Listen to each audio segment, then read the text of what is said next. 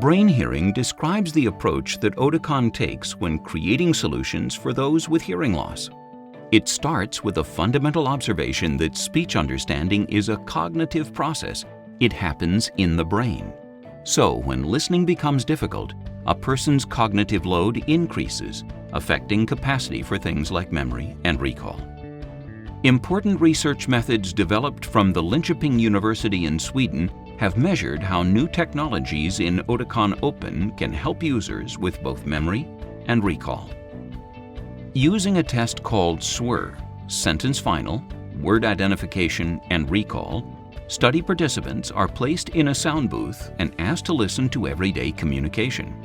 7 sentences are played, and the listener is then asked to repeat back what they heard and recall the last word of each sentence. The test was done under 2 listening conditions: medium difficulty, 95% speech recognition, and increased difficulty, 70% speech recognition.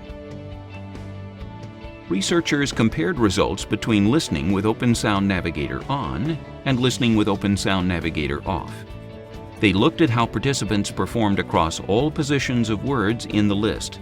Improvement was seen for all positions, with the biggest improvement found for the first few items on the list.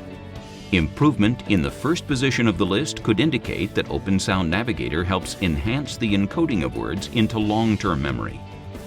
With Open, listening requires less cognitive effort, so more of the brain's resources can be dedicated to things like memory and recall.